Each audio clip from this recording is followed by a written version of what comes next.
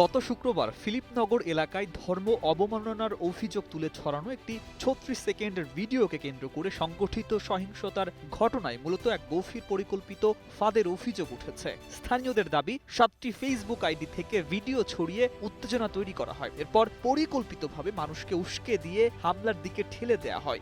Video ছড়ানোর কয়েক ঘন্টার মধ্যেই পুরো এলাকায় উত্তেজনা ছড়িয়ে পড়ে এবং শেষ পর্যন্ত দরবারে ভয়াবহ হামলার ঘটনা ঘটে। এ ঘটনায় স্থানীয় এক নেতার ভূমিকা নিয়ে সন্দেহ তৈরি হয়েছে এবং তাকে খুঁজছে পুলিশ। ঘটনাটিকে ঘিরে এখন প্রশ্ন উঠছে, এটি কি শুধুই ধর্মীয় ক্ষোভ নাকি কোনো পূর্ব পরিকল্পিত ফাঁদ?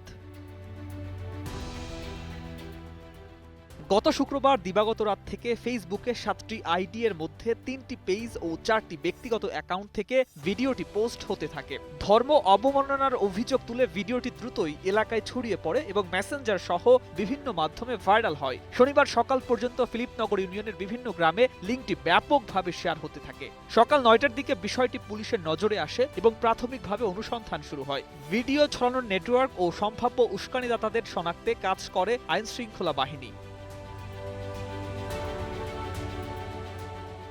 পুলিশ সূত্রে জানা যায়, ভিডিও ছড়িয়ে পড়ার পর স্থানীয় কিছু তরুণ ও সাধারণ মানুষের সঙ্গে কথা বলা হয়। একটি চায়ের দোকানে বসে থাকা কয়েকজন যুবক ও তরুণ জানান, আইডিগুলোর নাম বাংলায় লেখা ছিল। এর মধ্যে সত্যের সন্ধানে ফিলিপনগর নামের একটি পেজও সক্রিয়ভাবে ভিডিওটি ছড়ায় বলে জানা যায়। স্থানীয়দের সঙ্গে আলাপে পুলিশ জানতে পারে, পরিস্থিতি নিয়ে গ্রামে চাপা উত্তেজনা বিরাজ করছিল। কোনো ধরনের অপ্রীতিকর ঘটনা ঘটতে পারে কিনা সে বিষয়ে আগাম সতর্কতাও ছিল। এ সময় পুলিশের এক কর্মকর্তা বিভিন্ন সূত্র থেকে তথ্য সংগ্রহ করতে থাকেন।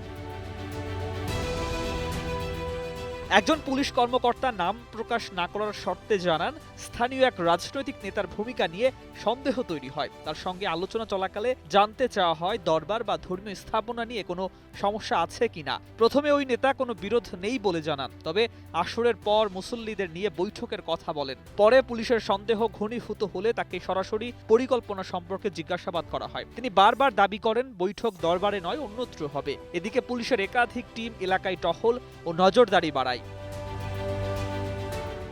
বেলা ১১টার দিকেই কিছু পুলিশ সদস্য দরবার এলাকায় উপস্থিত ছিলেন। এরপর বেলা ২টা৩৬ দিকে শতাধিক মানুষ লাঠি সোঁটা নিয়ে আকস্মিকভাবে দরবারে হামলা চালায়। প্রত্যক্ষদর্শীদের মতে হামলাকারীদের মধ্যে মাদ্রাসার শিক্ষার্থীদেরও দেখা গেছে।